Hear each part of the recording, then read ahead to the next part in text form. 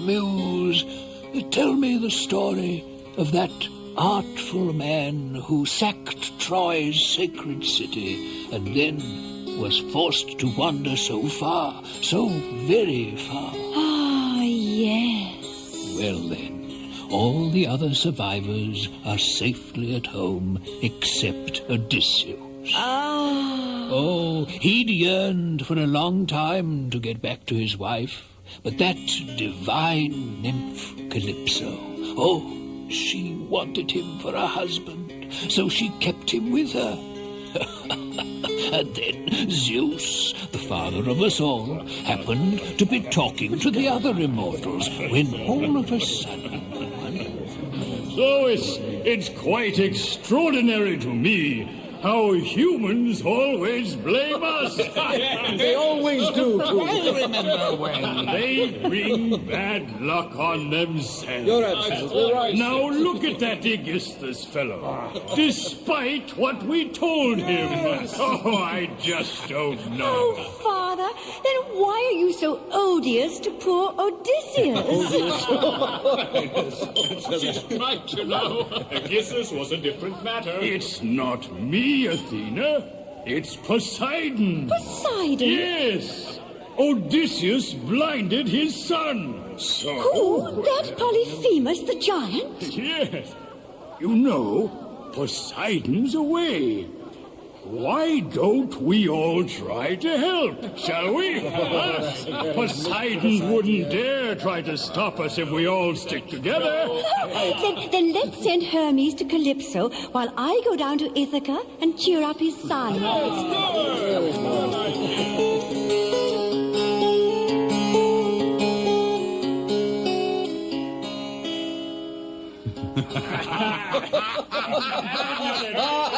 Come on, let's have one. Look out! Here's a stranger for Telemachus. Welcome, stranger. Come inside. They're going to eat, and then we can talk. Let's have another. Come on, wine, woman, wine. And some bread over here. Hey, where's the meat? Eat up, it's free. Where's Penelope? We want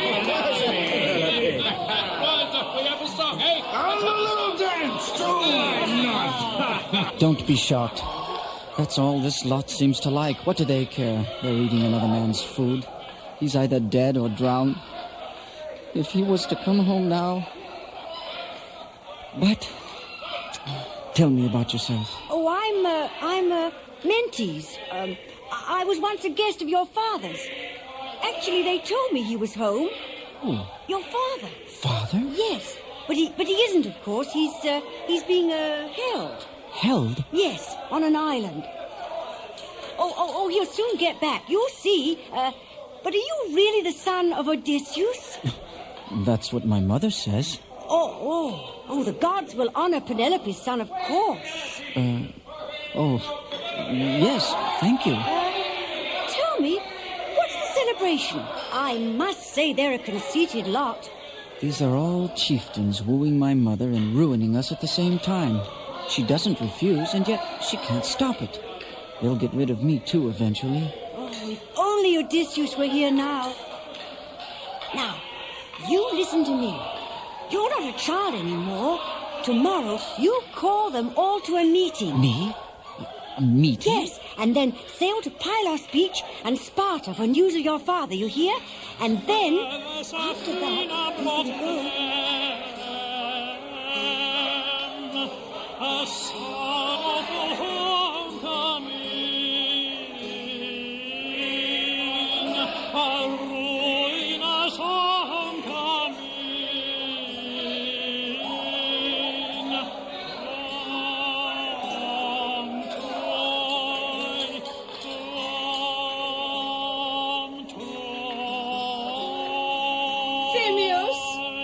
Not that song.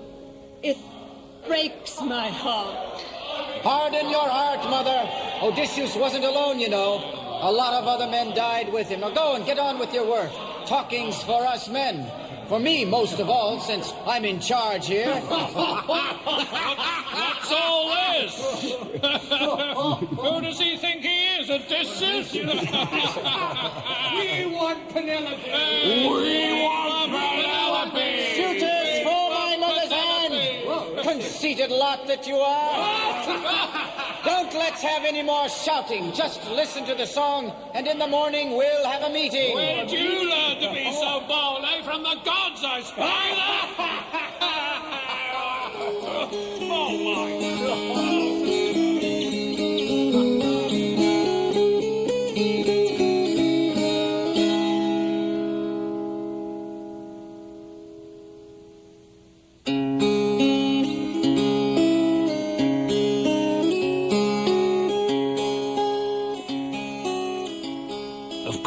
Telemachus had recognized the goddess pretending to be Mentees, even while the others were enjoying themselves into the night. Ah, it was a black night that fell on them all right while they were hard at it. Oh, but I get ahead of myself. Well then, Telemachus went to his room, very worried. Eurycleia, the nurse, understood, of course. She lit and carried the torches. She'd nursed him when he was little, and she loved him and took care of his clothes. All night long, the son Odysseus loved lay wrapped in his fleece, planning his journey just as Athena had ordered. And then, when the rose-pink fingers of the newborn dawn appeared, he got up and dressed. Heralds! Heralds! Yes. Call the Achaeans to a meeting. Assembly! What's going on?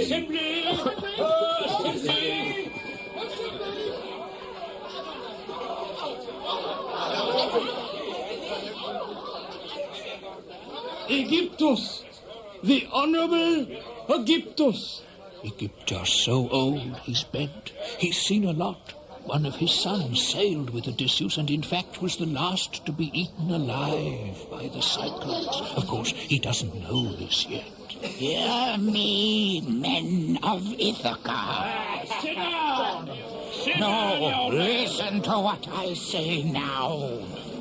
We've never been called together since Odysseus left in his hollow ships.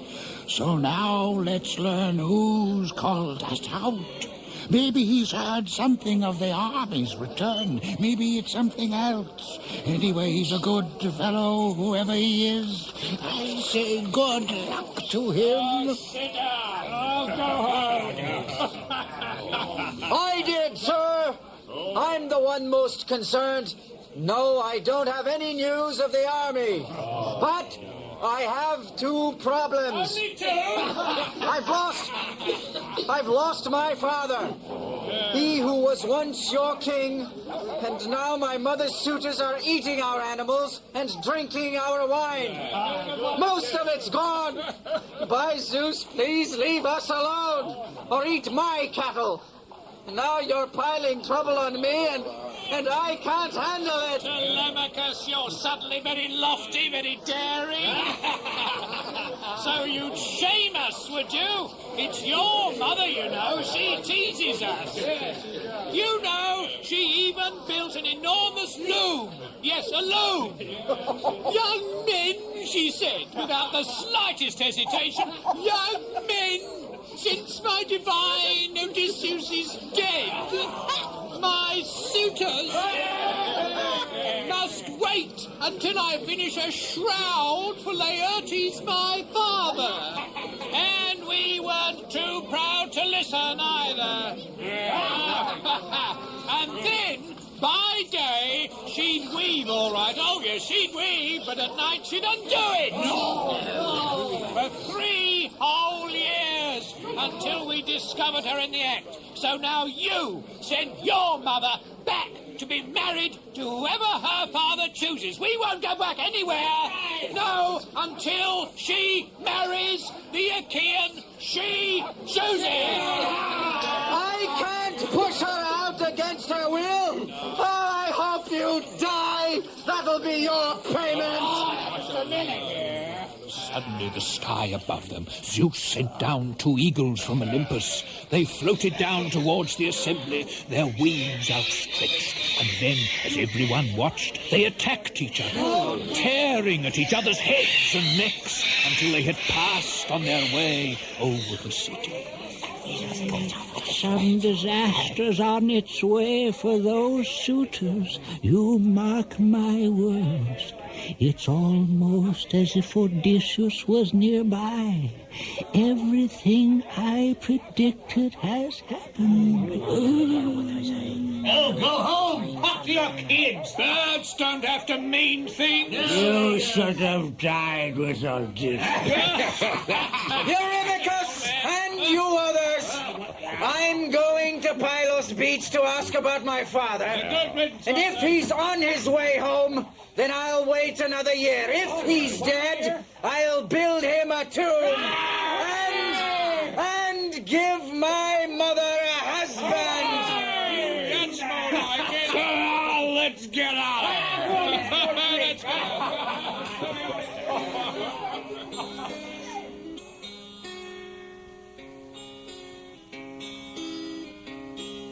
And so Telemachus went alone to the seashore and dipped his hands in the surf and told Athena what had happened and how the suitors had scoffed at him and continued to woo his mother.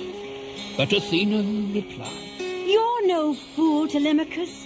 Come, I'll help you gather your supplies. I'll even find you a crew.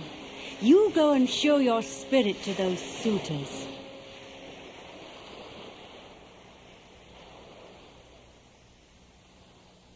Come on, let's play around here. Hello, Telemachus. Still bold, I notice. Come and eat. Let's drink like old times. We'll take care of your trip for you, won't we, friends?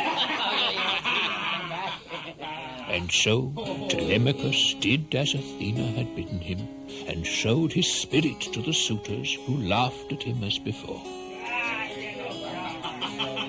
Then he found his dear old nurse Eurycleia, and she helped him pour the wine into jars ready for his trip to Pylos.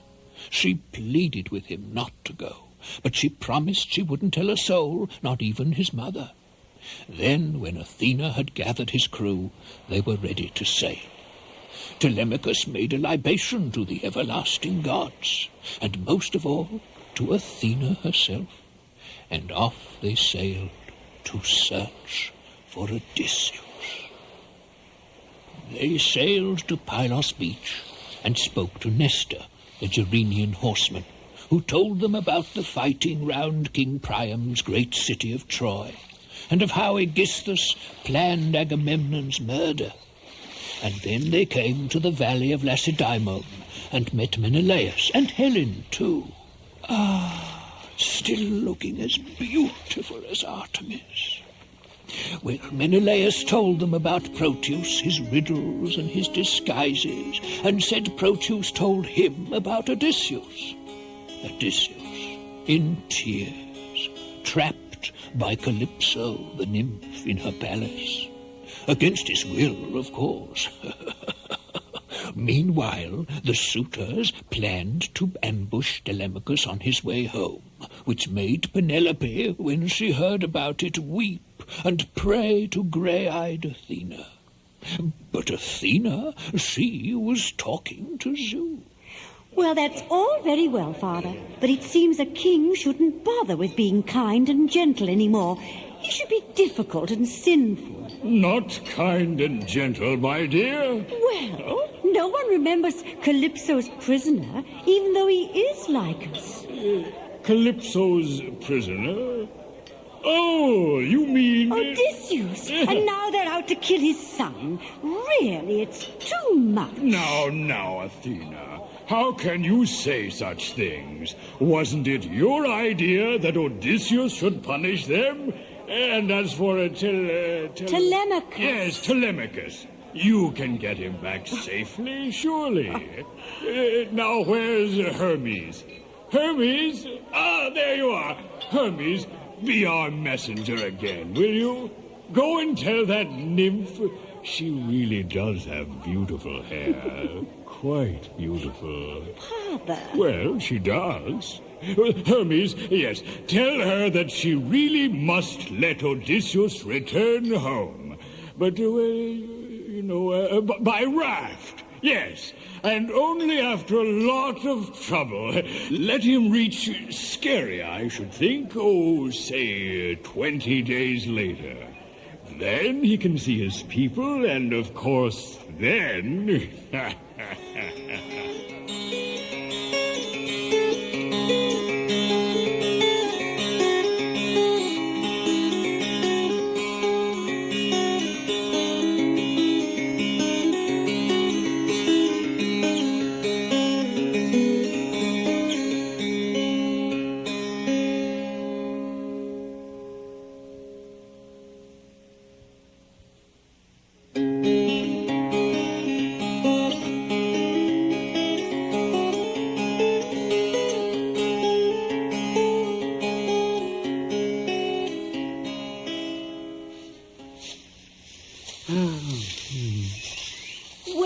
Well, Hermes, I could tell it was you.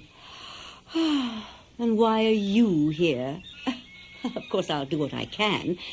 First, come in. Visit with me.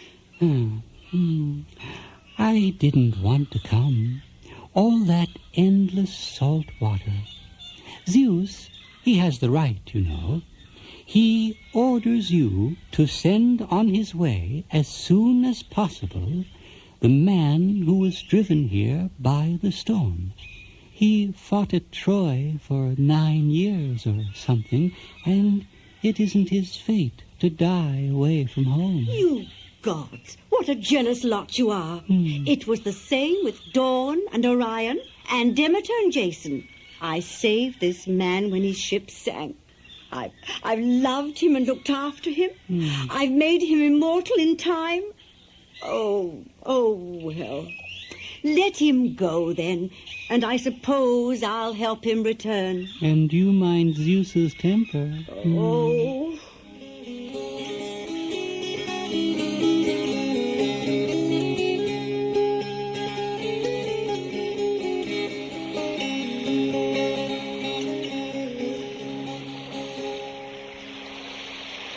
Hey, unlucky one. You're not to grieve here with me and waste your life. Come on. I'll let you go and send you on your way.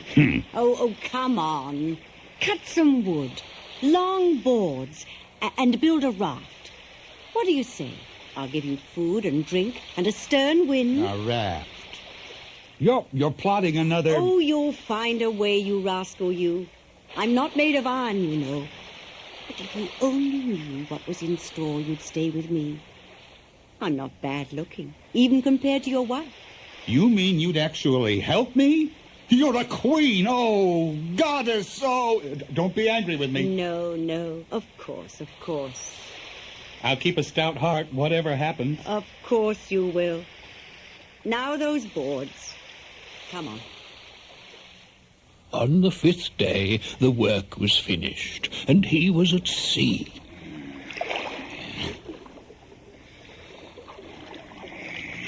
At night his eye was on the Pleiades, the Bear, the Wagon, and Orion.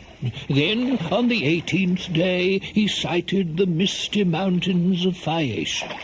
But as for Poseidon, well... So they changed their mind, eh? They let him go? Well, I can still give him some trouble.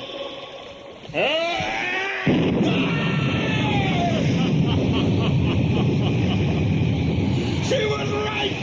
I will die without honor!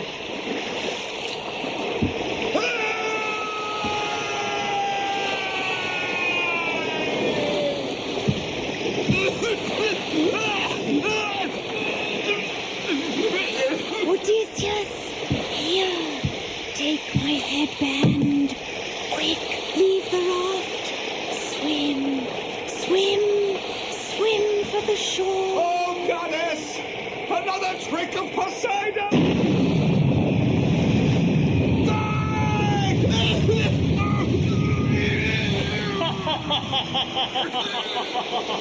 Now drift on the open sea. Never despise my power to make you suffer. He was buried in the waves and would have drowned had not Leucothea's headband held him up and grey-eyed Athena made him wise. He saw the mouth of a river, you see, and prayed to it to calm its waters for him, so eventually he could get to the shore.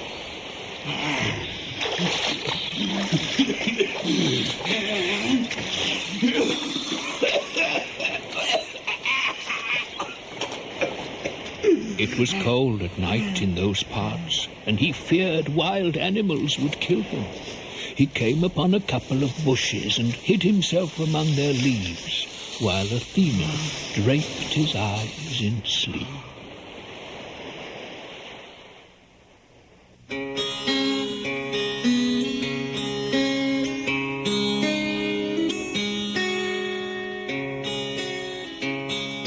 In the morning, he was wakened by a strange sound of girls playing ball near at hand.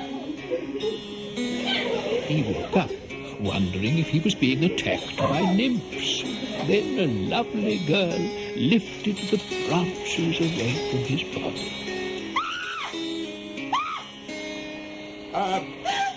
I prostrate myself.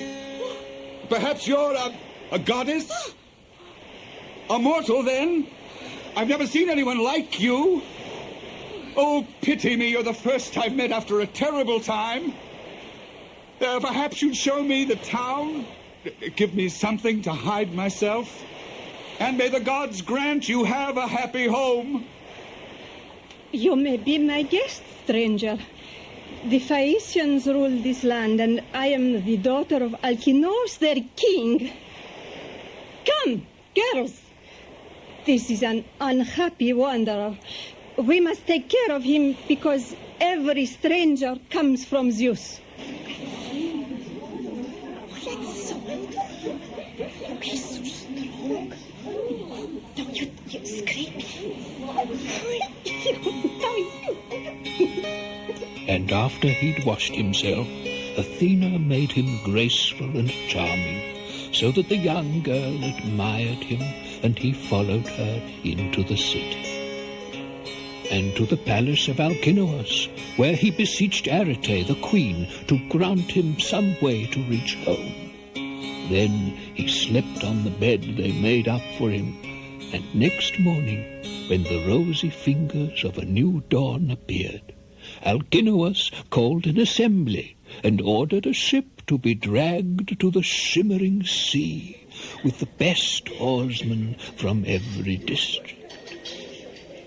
Then he entertained Odysseus with a feast and a story which Demodocus sang about a quarrel between the famous hero Odysseus and Achilles, and how the first tragedies engulfed the Trojans and the Danaans according to the plans of mighty Zeus.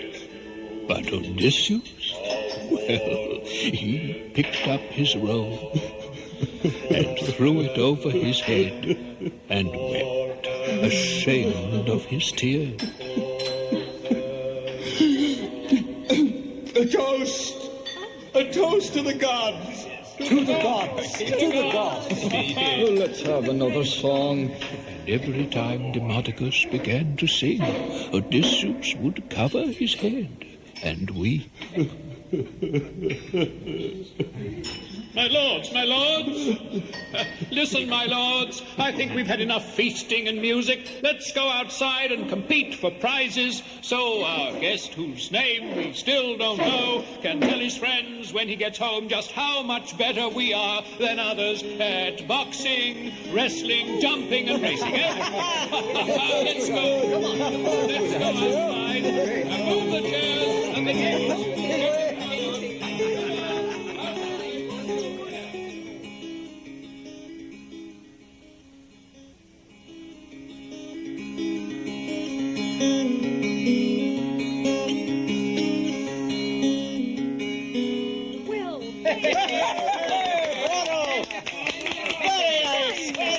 The first contest was in running.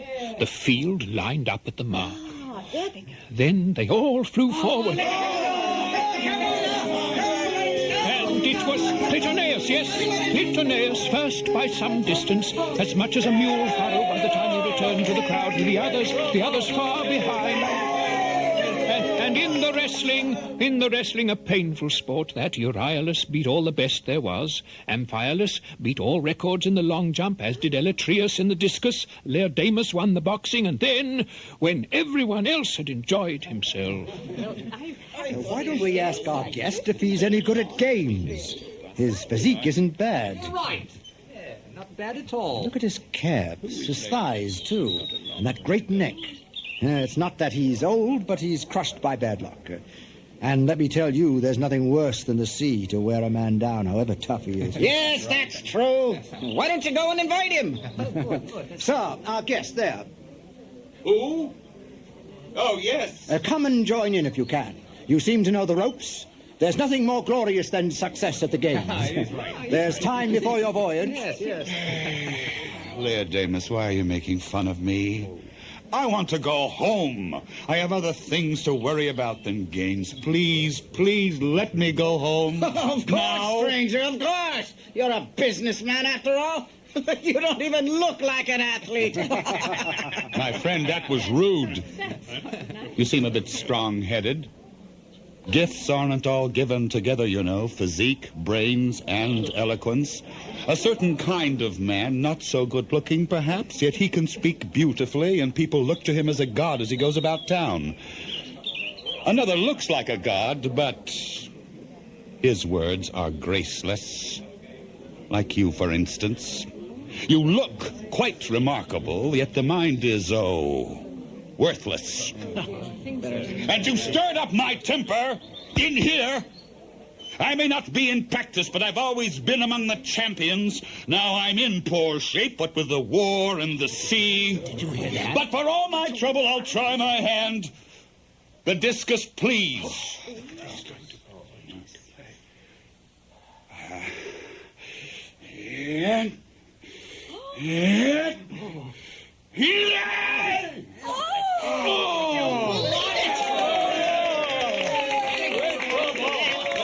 Now reach that, you youngsters.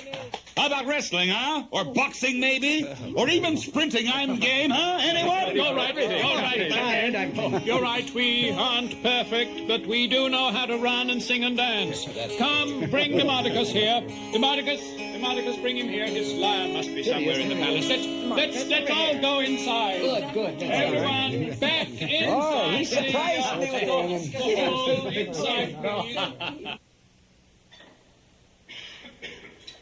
Go inside, please. And Demodocus sang about Aphrodite and Ares, and how ugly Hephaestus, her husband, trapped them both in bed together, and was so angry he brought the gods in to laugh at them, trapped inside the metal straps he'd secretly attached to the bed.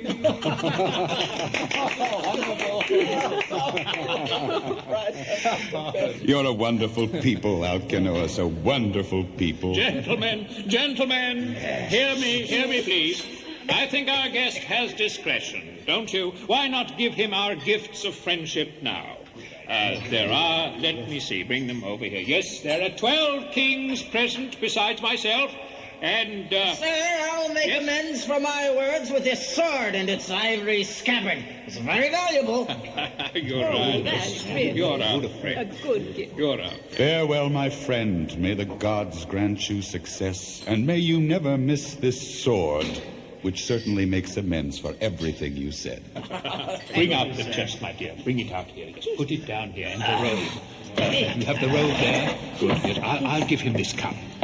Goodbye, stranger. Think of me sometime when you're back at home. You owed your life to me, remember? Nausicaa, may God grant I reach home, and when I'm there, I'll pray to you as if to a goddess. For, young lady, I do indeed owe you my life. Well done. Here. Take this stake to Demodocus. Demodocus! Tell the tale of the Achaeans and the part that the hero Odysseus played. Wives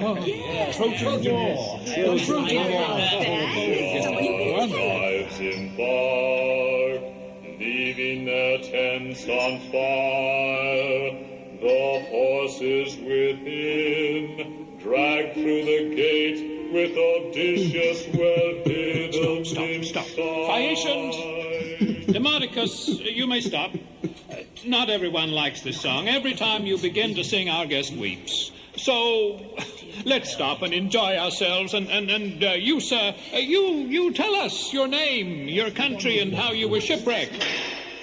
Come, tell us what you've seen, where you've been, and tell us why you weep whenever you hear the story of Troy. You knew someone there, perhaps, a relative, a friend?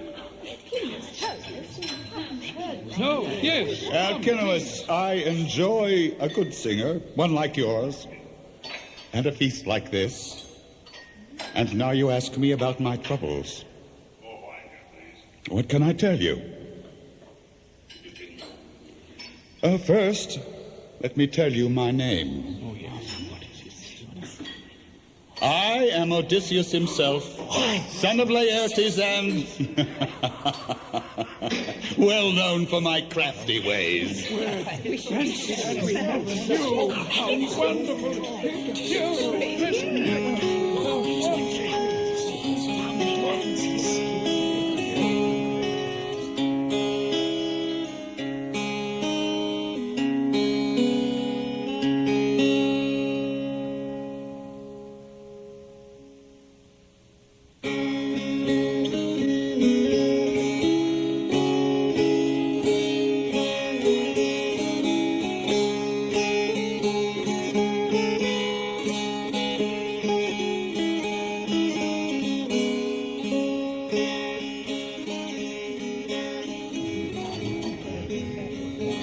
Yes, I am Odysseus. My home is Ithaca, where the sun shines. Ithaca lies low on the ocean and furthest from the Zacinthian forests. It's, a rugged place, but it's a good nurse. I certainly can't think of a sweeter place in the world. Calypso wanted me to be her husband, but she couldn't change my mind, nor could Circe. Still, I'll tell you my troubles since I left Troy. From Ilion, I was blown ashore at Ismarus, where the Caconians live. I sacked their city and killed them. Everyone had his fair share of the women and loot, and I, at least, was for making it hot foot out of there, but they got drunk and killed the cattle. And in the morning, more Caconians arrived from inland, and eventually they beat us. I lost 6 men from each ship there. So we sailed on. But Zeus gathered up the clouds and called in a north wind until there was a terrible storm. We tried to row for shore. And when we landed, I sent some men to get food and others to find out who lived there. They were a long time gone, and so I went to search for them and soon found them eating lotus plants with the natives. They'd lost their memories, and I had to force them back to the ship and lock them under the seats. They wanted to stay, you see, and so would we all if we had eaten the lotus plants. And so we sailed on and eventually came to an island separated from the rest of the mainland by a narrow channel. Well, I thought it would be safer to land there and explore the mainland without endangering our base. And so I and a group of my men set out.